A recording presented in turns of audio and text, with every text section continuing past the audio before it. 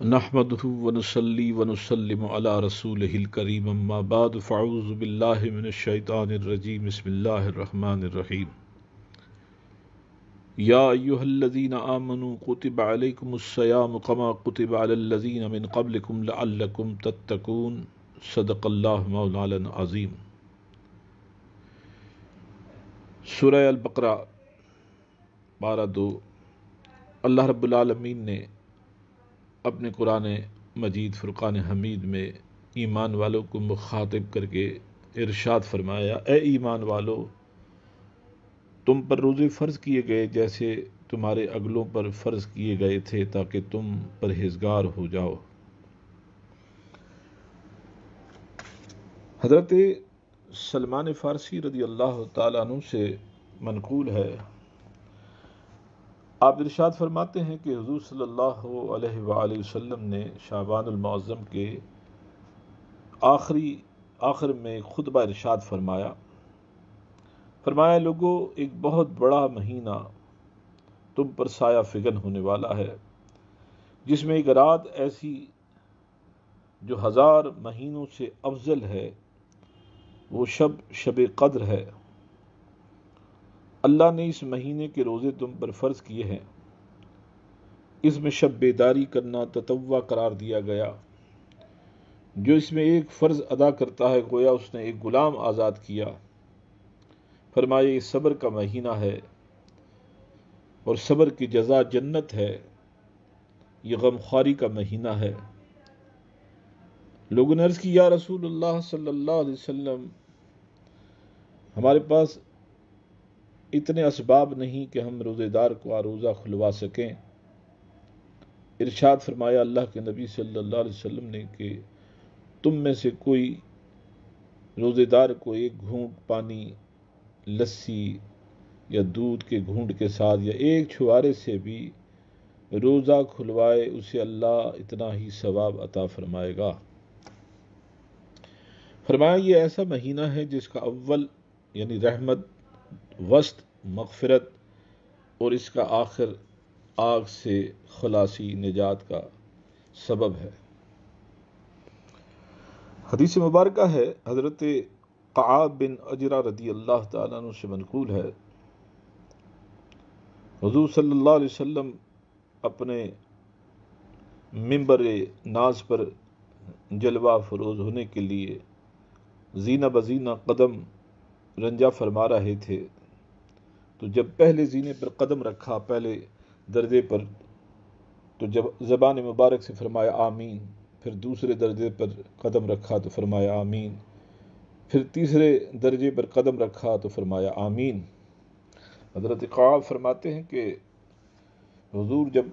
خطبہ دے کر فارغ ہوئے تو عرض کی گئی، یا رسول اللہ صلی اللہ علیہ وسلم، آج منبر پر چڑھتے ہوئے ایسی بات سنی جو پہلے کبھی نہیں سنی تھی۔ تو اللہ کے حبیب صلی اللہ علیہ وسلم نے ارشاد فرمایا، جب میں منبر پر قدم رکھ رہا تھا تو جبرائیل امین میرے سامنے آئے۔ میں پہلے درجے پر پہنچا تو جبرائیل نے کہا، ہلاک ہو جائے وہ شخص جس نے رمضان کا مہینہ پایا پھر بھی اس کی مغفرت نہ ہوئی۔ میں نے کہا آمین۔ فرمایا دوسرے درجے پر جب میں نے قدم رکھا تو جبرائیل امین نے کہا، وہ شخص ہلاک ہو جائے جس کے سامنے آپ کا ذکر ہوا اور اس نے آپ پر درود نہ بھیجا۔ میں نے کہا آمین۔ میں نے تیسرے درجے پر قدم رکھا تو حضرت جبرائیل نے کہا، ہلاک ہو وہ شخص جس کے سامنے اس کے والدین یا ان میں سے کوئی ایک بڑھاپے میں وہ پائے انہیں اور ان کی خدمت کر کے انہیں راضی کر کے جنت میں داخل نہ کر لے خود کو، وہ بھی ہلاک ہو جائے۔ تو میں نے کہا آمین۔ اب اس حدیث مبارکہ کو سامنے رکھیں تو 3 بد دعائیں ہیں جو کرنے والے حضرت جبرائیل امین ہیں، یعنی وہ جو مقربان فرشتہ بارگاہ الہی ہیں، اور اس بد دعا پر آمین کے ساتھ مہر ثبت کرنے والی ذات اللہ کے حبیب صلی اللہ علیہ وسلم کی ذات ہے۔ بتائیں اس کے بعد کوئی کمی باقی رہ جاتی ہے؟ اس حدیث پاک کی روشنی میں اگر ہم رمضان المبارک کی عظمت کو سمجھنے کی کوشش کریں اور اس میں جو مغفرت کا وعدہ ہے اس وعدے کو سامنے رکھیں تو اللہ کے محبوب صلی اللہ علیہ وسلم نے جو آمین کہہ کر حضرت جبرائیل امین کی یہ بدعا کہ وہ شخص جو رمضان پائے اور پھر بھی اپنی مغفرت نہ کروا لے تو ایسا شخص تو ہلاک ہوا۔ معلومہ رمضان کا مہینہ مغفرت و نجات و بخشش کا مہینہ ہے، اور جو زندگی میں پائے اور اپنی مغفرت نہ کروا لے تو اس سے بڑی اور بدنصیبی کیا ہوگی، اسی لیے فرمایا وہ شخص ہلاک ہو جائے۔ اب مغفرت پانے کے اس مہینے میں کیا اسباب و اعمال ہیں اس کی تفصیل احادیث میں موجود ہے۔ علماء کرام واعظین بڑی وضاحت سے اس کی تشریح فرمایا کرتے ہیں۔ ایک بات بطور تمثیل عرض کر کے آگے چلتے ہیں۔ اس ماہ میں مغفرت پا لینا مطلب خود کو بخشوا لینا، اپنی بخشش کروا لینا اور جنت کا حقدار بن جانا نسبتاً سال کے باقی 11 مہینوں سے آسان ہے۔ اب اسے یوں سمجھیے کہ کوئی شخص یہ کہے کہ فلاں مقام پر ایک سڑک سے گزرتے ہوئے جب تم باغ میں داخل ہوگے تو اس باغ میں ایک خزانہ دفن ہے جس کی مالیت کروڑ روپے ہے، جو اس کا طلبگار ہے وہ وہاں پہنچ کر اسے حاصل کر لے، مگر اس کے مالک کی ایک شرط ہے اور وہ یہ ہے کہ اس گڑھے تک پہنچنے سے پہلے درمیان میں ایک کھائی ہے، اس گہری کھائی سے گزرنا ہوگا۔ اس گہری کھائی میں اندھیرا بھی ہے اور ممکن ہے اس میں سانپ، بچھو، زہریلے موذی جانور بھی ہوں اور وہ اس کی ہلاکت کا سبب بھی بن جائیں، تو ایسے عالم میں کوئی بھی اس طرف بڑھنے کی جسارت نہیں کرے گا، کیونکہ جان سب کو عزیز ہے۔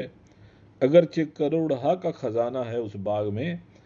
مگر جان سے بڑھ کر کوئی چیز نہیں۔ مگر یہ کہا جائے کہ اعلان کرنے والا کہے کہ مجھے یہ اطلاع ملی ہے کہ مالک نے اس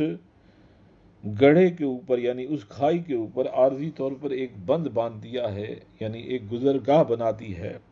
تاکہ آسانی سے گزرا جا سکے، راستہ بنا دیا ہے۔ کل صبح سے پہلے جو چلا جائے گا وہ باغ کا خزانہ اسے مل جائے گا۔ تو اب اندازہ کریں کہ کون ہوگا جو اس اعلان سے اور اس احسان سے فائدہ نہیں اٹھائے۔ اللہ کی جنت اس ماہ رمضان المبارک میں مومنین کے لیے سجائی جاتی ہے۔ جنت کا مالک چاہتا ہے میرے بندے آئیں اور یہ جنت اور اس کے خزانے حاصل کریں، کیونکہ اس باغ تک پہنچنے کا جو راستہ ہے اس پر سال کے 11 مہینے شیطان مردود اژدہا بن کر شکار کے لیے ہر وقت گھات لگائے منتظر بیٹھا رہتا ہے، کیونکہ اس 12ویں مہینے میں یعنی رمضان المبارک میں اس شیطان کو قید کر دیا جاتا ہے، اس لیے راہ کا خطرہ ٹل جاتا ہے۔ اس لیے فرمایا راہ آسان ہو گئی، گزرگاہ آسان ہو گئی ہے، بس پہنچنے کی کوشش کرو اس باغ تک جس کے نیچے خزانہ چھپا ہے۔ مگر کوئی بدنصیب اس مہینے میں بھی، اس آسانی پر بھی اپنے لیے وہ خزانے کا طلبگار نہیں بنتا اور اس مہینے میں بھی وہ غفلتوں میں مبتلا ہو کر وقت کو ضائع کر دیتا ہے، تو پھر وہ شخص یقیناً ہلاکت میں مبتلا ہوا۔ اسی لیے فرمایا کہ جو رمضان کا مہینہ پائے اپنی زندگی میں اور پھر بھی اپنی بخشش کا سامان نہ کر سکے، ایسا شخص ہلاک ہوا۔ اب دیکھیے اس دور میں جس سے ہم گزر رہے ہیں، یہ لاک ڈاؤن کا زمانہ، جس میں ہم سب اپنی اپنی جگہ پر اپنے اپنے مکانوں میں ایک قید کی صورت گزار رہے ہیں۔ ان حالات میں جب کہ تمام غیر ضروری مصروفیات سے چھٹکارا حاصل ہو چکا ہے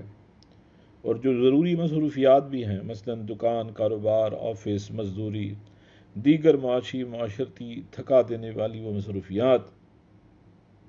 وہ بھی نہیں ہیں، تو پھر کوئی ایسا ہیلا بہانہ بھی نہیں ہے جس کے سبب یہ کہہ کر جان چھڑانے کی کوشش کی جائے کہ بس میں تو بہت تھکا ہوا تھا اس لیے سحری میں میری آنکھ نہیں کھلی، دکان اور کام سے بہت لیٹ آیا، تراویح نہ پڑھ سکا،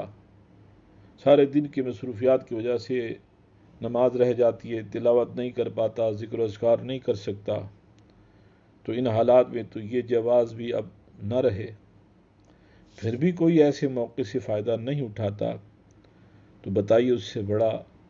بد نصیب کون ہو سکتا ہے؟ اس لیے حضرت جبرائیل امین نے عرض کی اور حضور نے آمین کہہ کر مہر ثبت کر دی کہ کوئی رمضان کا مہینہ پائے پھر بھی وہ اپنی مغفرت کا سامان نہ کر سکے، وہ شخص ہلاک ہوا۔